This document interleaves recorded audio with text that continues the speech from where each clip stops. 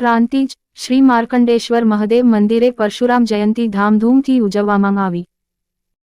પ્રાંતિજ ગામે રહેતા સમસ્ત બ્રહ્મ સમાજ દ્વારા શ્રી માર્કંડેશ્વર મહાદેવ મંદિરે શ્રી ભગવાન પરશુરામ જયંતી ખૂબ જ ધામધૂમ અને હર્ષ ઉલ્લાસ સાથે ઉજવવામાં આવી.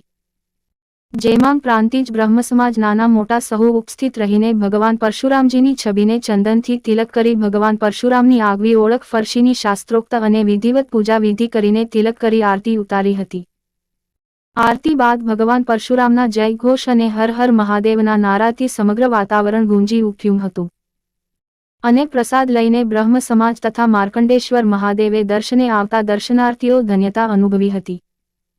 પ્રાંતિજ બ્રહ્મ સમાજના પ્રમુખ આશીષભાઈ અને માર્કંડેશ્વર મહાદેવ મંદિરના ટ્રસ્ટી યોગેશભાઈ દ્વારા સમાજના હિતની અને એકતાની ચર્ચા વિચારણાઓની આપલે કરવામાં આવી હતી.